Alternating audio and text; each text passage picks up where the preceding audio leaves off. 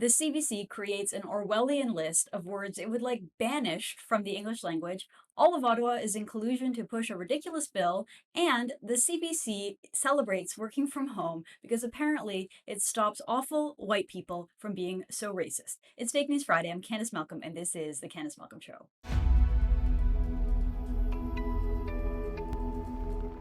Hi, everyone. Thank you so much for tuning into the Candice Malcolm Show. It is Friday. Happy Friday, everyone. And as you know, on the program on Fridays, we devote the entire show to debunking the ridiculous media narratives that exist out there. We talk about all of the problems with the media in Canada stemming from the fact that they take money from the government. So we have no separation between journalism and state in this country. The major journalists, especially the ones covering Justin Trudeau and the federal government in Ottawa, are paid by Justin Trudeau and the federal government in Ottawa. It is such a conflict of interest. And because of all of these various problems, we encounter so many stories that require us to do a deep dive into, pay closer attention, dissect, and help raise the issue and help everybody out there fully understand how corrupt this system of Canadian media attached to Canadian government is in this country. But first, before we get into the show today, if you're watching this video on YouTube right now, I'm going to ask you to please like this video. Don't forget to subscribe to True North. And if you like what we do here on the Candice Malcolm Show, hit the little notification bell so that you never miss an episode. If you're watching over on Facebook, make sure to like the video, share it, and head on over and like the True North page. Finally, if you are listening to this podcast over on Apple Podcasts, Google Podcasts, or wherever you enjoy listening to your podcast, don't forget to subscribe to the Candice Malcolm Show. And if you like it and you want to support the show, please consider leaving us a 5-star review. It really helps us out. Okay, so this is the big story of the week, and this is just the CBC being the CBC. The CBC sees themselves as the arbiter of truth. They also apparently see themselves as the arbiter of the English language. So here, CBC Ottawa has put together a list of words that you should just stop using. They're not even hiding their hatred of free speech. They're putting it right out there. They've come up with a ridiculous list that talks about the historical and cultural problematic words that we should just all stop using.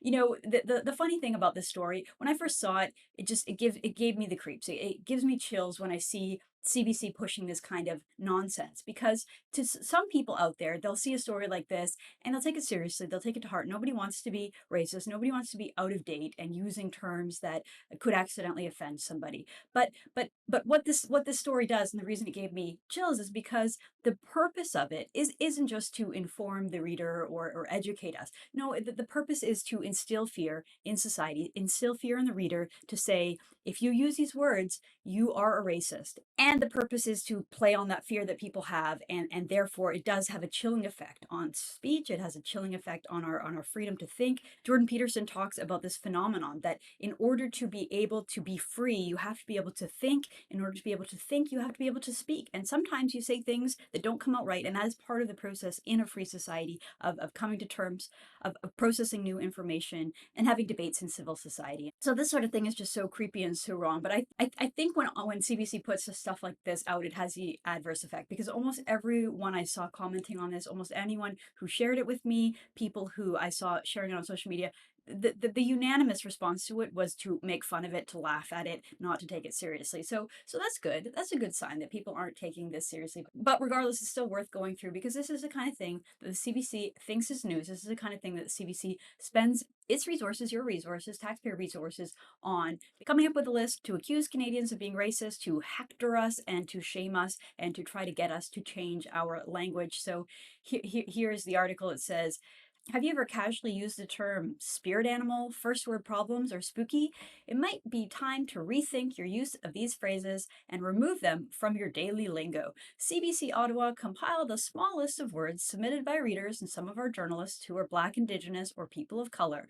We ran some of the words by anti-racism language experts who said some of these phrases can be hurtful to various groups of people for their historical and cultural context. Okay, so and then it goes on to interview one such anti-racist language expert, and here that person says, being an English speaker doesn't entail you to necessarily know the racist etymology automatically. said this linguist and associate language professor at the University of Toronto, Mississauga. Etymology is a study of the origin of words and the way their meanings change over time. The fact that you said it oblivious to the etymology doesn't automatically make you a bad person. So it's interesting because they're talking about the etymology, which is sort of just like a niche academic area for people that are really interested in the English language. They're saying that you shouldn't be an expert on it, but maybe you should become aware. But then the interesting thing is, so many of the words that they list, the etymology isn't racist. It isn't racist. It just sounds like something else that might have been racist. And so we'll go through some of these words and you can learn how ridiculous they are. So they start off with the words blackmail, blacklist, and black sheep. And we hear from another anti-racism expert, the issue here is that these are all negative terms. It connotates evil, distrust, a lack of intelligence, ignorance, a lack of beauty, the absence of white. Black became associated with a particular group of people, and that group of people received all the negative connotations. That's why we try to move away from these types of words, and then they come up with a bunch of words that you should use instead. So instead of saying whitelist and blacklist when you're talking about whether maybe you're going to hire someone, instead, they want you to use block list, deny list, and allow list, which just doesn't really have the same ring to it at all. So again, remember we were told that we're supposed to know the etymology of words to find out that they're racist. Well, here's an example of something that has nothing to do with the etymology of these words. They're just talking about the colors. And to be fair, it's sort of an interesting argument when it comes to myths and stories in our society and the imagery associated with that. There typically is a dichotomy between good and bad, evil and good. Black and white are used as sort of symbols for that. But to me, it doesn't really have anything to do with race at all. It has more to do with just the in nature. Nighttime, darkness, of course, there is symbolism there of something being dark and negative. And then when it comes to light and daytime, that of course is going to have positive connotations and it helps with storytelling. It doesn't really have anything to do with race whatsoever. So again, they're talking about the etymology and then the examples they give have nothing to do with that. Okay, let's go to a few more. They say ghetto and inner city. So one of their anti-racist experts says terms like ghetto and inner city grew out of the Industrial Revolution in North America. The word ghetto also has a painful historical root in Europe during the Holocaust and was likely derived from Jewish settlements in Italy centuries ago. Ghettos and inner cities were typically seen as places where less refined people lived, the people who weren't up to date culturally, developmental wise, he said. So we're not supposed to use terms like ghetto because it can apply negative connotation towards racialized people. I mean, this is sort of an interesting argument as well. Most people don't know that the word ghetto has its roots in Europe. It doesn't come from North America at all. And when you're reading historical documents or reading about exactly what they say here, Jews and in Europe, where the Jews lived, they used to call them the ghettos. And so they don't really make a good case as to why not to use this other than that what it might sound classist or something. I mean, most people who use the term ghetto use it in jest anyways, and it's not really meant to be hurtful at all. Okay, let's move on. The next one here is spooky. So according to the dictionary, the term spooky means a sinister or ghostly in a way that causes fear or unease, or it could be easily frightened and nervous. So that's what the word means. But CBC has come up with some different meaning. It says that the term spook has a history of being an anti-black slur when white soldiers began calling fellow black soldiers spooks during World War II. It's offensive because of who and what it used to apply to, said this anti-racist expert. So again, nothing to do with the term spooky. It just sort of sounds like a different word that people used 100 years ago that nobody uses anymore. So I don't really understand why we wouldn't be able to use the term spooky in a totally different context, talking about something totally different. This is, again, nothing to do with etymology, everything to do with the CBC hectoring people and accusing everyone of being racist. I mean, I could go on. Another one here, grandfathered in. Phrases like grandfathered in date back to the 19th century policy called the Grandfather Clause, which indirectly stopped Black Americans from voting by limiting their eligibility of who could vote based on their ancestors.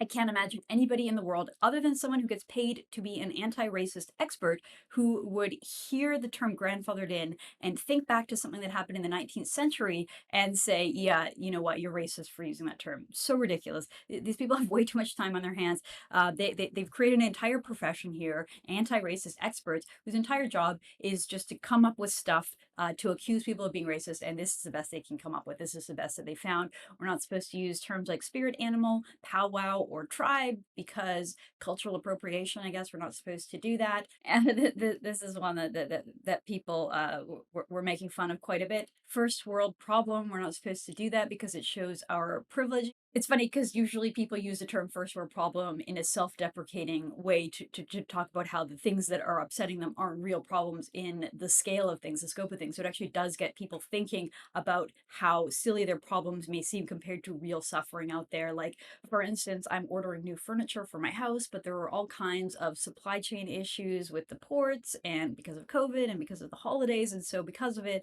a lot of the furniture that I ordered isn't going to be here in time for us having guests at the holidays, right? This in a nutshell is a first world problem. It's frustrating for me, but I have some context here, and I know that there are real people suffering out there. So again, saying that using this term is classist, no, it's the opposite. It's being aware that the problems you have pale in comparison to other problems in the world. So CBC just really being out of touch. Okay, next, we're not supposed to say brainstorm, blind decided, or blind spot. This is funny. Okay, because the prefix blind is offensive to blind people. Okay, and using the term brainstorm could be insensitive to those who have brain injuries or who aren't neurodiverse. Okay, so basically you can't say anything about anything that could offend anyone. That's basically the gist of the CBC's story. And at the bottom here, we are reminded that this is part of their Being Black in Canada series. So for more stories about the experiences of Black Canadians, from anti-Black racism to success stories in the Black community, check out Being Black in Canada, a CBC project Black Canadians can be proud of. And then you see a bunch of the Marxist revolutionary arms up in the air. Again, the CBC created this idea that they're going to have an entire section on what it's like to be Black in Canada, and they're kind of running out of ideas. So this is the kind of stuff they come up with. It is completely ridiculous, deserving of all the mockery that it is receiving online. Okay, moving on. I want to talk about the story that completely preoccupied and captivated Parliament Hill this week. Last week we were told by the legacy media and the Liberals over and over and over again that the biggest story in the country was the vaccine status and the medical health exemptions of Conservative MPs. Of course, it was a total distraction. Not the kind of thing that people are sitting around the dinner table talking about. However, that's what the media wanted you to care about. They wanted to distract you with that. This week, it was like that with the conversion therapy bill. So from my understanding of this bill, the Liberals devised a bill. The entire purpose of it was to trap the Tories. So they deceptively named it the conversion therapy bill, or that's what they started calling it in the media. And they knew it was overstepping. They knew that it was something that the Conservatives would instinctively reject because it was an attack on religious institutions and religious freedom. And there was a chilling effect on freedom of speech as well, because as I'll explain what the bill does, it prevents fully consenting adults from engaging into conversations when it comes to gender identity and sexual orientation. And so it was devised as a wedge. It was devised as a trap by the Liberals. The first two times the Liberals brought this forward, many conservatives opposed it. They had a vote on this on June 22nd, and it resulted in 263 in favor of the bill, 63 opposed. So 62 Conservative MPs and one independent voted against what was then called Bill C6.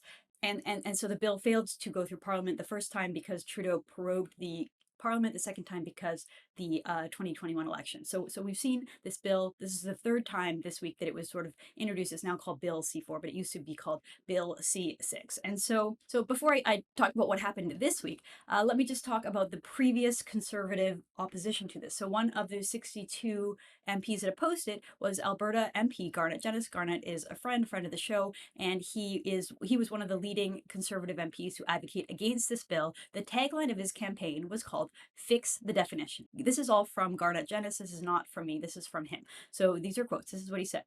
All politicians oppose conversion therapy in principle, but Bill C6 proposes to use an overreaching definition of conversion therapy that would needlessly criminalize normal conversations between children and their parents, teachers, counselors, and mentors about gender and sexual behavior. Let's fix the definition. Bill C6 could open the door for law enforcement to tap into private family communication to investigate discussions that might fit the bill's broad definition of conversion therapy. Further, while Bill C6 expressly allows counseling, medical, and surgical efforts to change a child's gender, it expressly prohibits any support for a child seeking to detransition back to their birth gender. If passed, Bill C6 could restrict the choices of LGBTQ2 Canadians concerning sexuality and gender by prohibiting access to any professional or spiritual support freely chosen to limit sexual behavior or detransition. So pretty compelling stuff here, right? What the conservatives are saying is that the liberals have written this bill in a very clunky way. The definition is too broad. It could criminalize regular conversation with people that are confused, kids that are confused. Let's be honest. Part of what the left does, part of their MO is to sort of create confusion, sexual confusion, to say just because you're born a boy doesn't mean that you're a boy. You could be a girl in a boy's body, you could be a boy in a girl's body.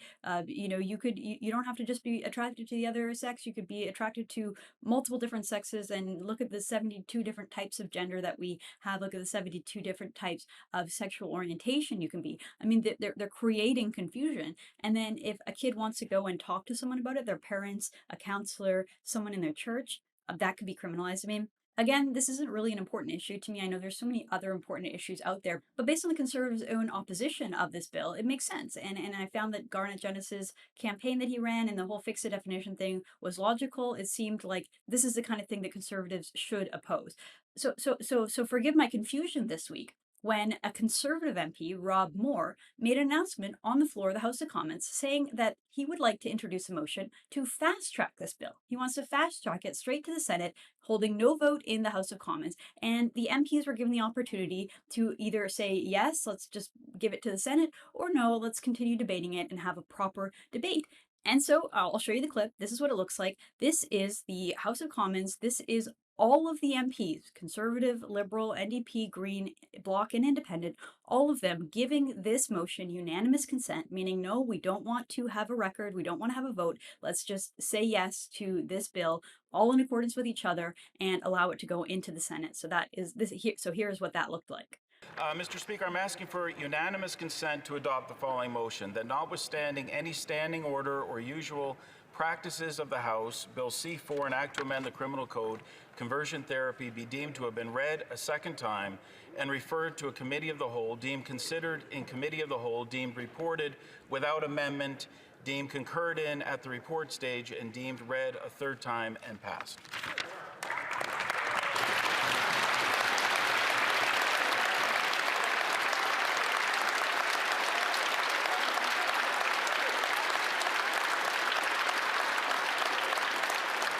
This being a hybrid sitting of the House, for the sake of clarity, I will only ask those who are opposed to the request to express their disagreement. Accordingly, all those opposed to the honourable member moving the motion will please say nay. Agreed. The House has heard the terms of the motion. All those opposed to the motion will please say nay. There being no dissenting voice, I declare the motion carried. And here you can see all of the members of parliament standing up, cheering. I look at these people. It looks like they've just solved world peace, or like they've just ended world hunger or something. They're all so excited. They're jumping up and down. They're hugging each other. They're glad handing. Like, we did it. We all came together to pass this super liberal progressive bill that may have a chilling impact on free speech. It may criminalize normal conversations between little kids and their parents, teenagers and their counselors, or if someone wants to go talk to someone in their church about gender or sexuality. It could all be illegal according to Garnet Genes's previous campaign. And yet, for some reason, they're all just so ecstatic that they're on the same team. You can see dancing. There's Michelle Rumpel in a red blazer. She's dancing around, jumping up and down. Look at them. They're still clapping. They're giving themselves a 2-minute standing ovation for all being so progressive and liberal. This is not what you want from your government. This is not what you want from Conservatives. This is not what you want from the official opposition. The reason in Canada that we have an official opposition is to oppose bills. There are very few times where you want unanimous consent in the House of Commons. Maybe when we're talking about going to war against an enemy, or maybe when we're talking about a grand national project going together. Those may be the one or two exceptions. Otherwise, the reason they're called the official opposition, the reason we have an official opposition in our parliamentary system, is to oppose bills. Exactly what the Conservatives did for the first two times this bill was presented. But this time around, maybe because Aaron O'Toole demanded that they all vote this way, maybe because they lost the will to fight, maybe because they just wanted to give up, maybe because they wanted a feel-good moment. As you can see, they're all jumping around and congratulating themselves. Regardless, this is not what you want to see from conservatives. And I know this isn't really fake news. When fringe activists, left-wing journalists like Justin Ling are congratulating you, you know you've done something wrong. So here's Justin Ling. He says, just a positive, nice thing from the conservatives, calling their internal skeptics to do the right thing, to the Liberals prioritizing getting the thing passed over dragging it out, and the general unanimity of it all, and the Conservatives were the ones that sought unanimous consent. Just makes your heart warm a bit, doesn't it? No, this is not what you want as conservatives. This is not what you want. You want them to oppose, you want them to fight in to protect free speech, to protect the religious freedom, to protect little kids from being able to talk it out and talk to people before going ahead with whatever it is they're going ahead with. And here's more of the legacy media congratulating the conservatives for being more like liberals. Liberals thank conservatives who champion conversion therapy bill as it passes the House. So they're all celebrating, they're all feeling warm and fuzzy together. But let me just say, when conservatives seek strange new respect like this, when they bow to the liberals, when they bow to the legacy media, this sort of positivity, this good press, it lasts for about a minute, and then the media will go back to bashing conservatives, and the liberals will go back to coming up with new wedge issues to trap the conservatives. This is the name of the game. The conservatives failed this week. They fell into the trap, and Canadians deserve so much more from the party that we call the official opposition. Okay, final story I want to talk about. I know we don't have much time left on the program, so I'll go through it pretty quickly here. But here is another story from the CBC from their series called Being Black in Canada. Here it says, for BIPOC employees, remote work meant a welcome break from office microaggressions. So BIPOC, for people who aren't hip on the leftist lingo and all of their obsession with weird acronyms, BIPOC means Black, Indigenous, and people of color. And I know you might be confused because wouldn't a person of color include someone who's Black and Indigenous? Well, of course, these things are never logical. So, yes, they called this group of people BIPOC. Again, going with the left's obsession of separating us, putting us into little categories, and trying to pit us against each other. So, here we have an entire article written about an angry person who says that working in an office is filled with discrimination, and she was just so happy to get to work from home because she didn't have to deal with all of the microaggressions, all of the racism from all of the people around her. She could just sit at home and she didn't have to be worried about it. So here it says, as a Black woman in the corporate world, Mila, age 35, knows what it's like to experience microaggressions at work. And if you don't know, microaggression is just simply when someone says something with no racist intent, no bad intent, but the person misconstrues that, or digs in a meaning that isn't there to determine that the person must be racist. It's just like anyone who used those words and phrases from the first segment there, that you might not even know it, you might not even feel it, but by saying something, it's a social faux pas, and it means that deep down you're racist. So that in a nutshell is what a microaggression is. And so she says, I cannot tell you how many times someone has come up to me and touched my hair. So touching someone's hair is a microaggression. Usually microaggressions are much more subtle forms of discrimination, such as confusing one person for another person, or one racialized coworker for another by a white manager, or being scrutinized by security, or having your name constantly mispronounced. Working from home throughout the pandemic made it easier to avoid such behavior. I would say that on Zoom, I didn't really have the thought like, oh, I'm the only woman of color here. And maybe that's because I felt safer in my own space. Okay, here's a person who is so sheltered, so unprepared to deal with the real world that they can't handle day-to-day things that happen. Things that happen to everyone, by the way. Yes, sometimes people mispronounce my name. Maybe it doesn't happen as much to someone who has a more challenging name, but these kind of things are very minor in the scale of things. I might even say that they are first world problems, and yet here we have an entire CBC story telling us about how awful it is to not be white, and how racism is so awful, and working from home just gave these individuals a reprieve from all the terrible racists around them in Canada. And that's CBC in a nutshell. They live for this kind of thing. They love identity politics. They love to divide us. Hence why they have an entire series called Being Black in Canada. The entire purpose of it is just to go out there and try to find examples of how horrible and racist Canadians are. If this is the worst that they can come up with, this is the worst stuff that they can find, I think we're in pretty good shape as a country, regardless of what the CBC is trying to do, which is pit us all against each other. The reality is that things aren't that bad. Things are pretty good in Canada. Thank you so much for tuning in. I hope you have a wonderful weekend. This has been Fake News Friday. I'm Candice Malcolm, and this is The Candice Malcolm Show.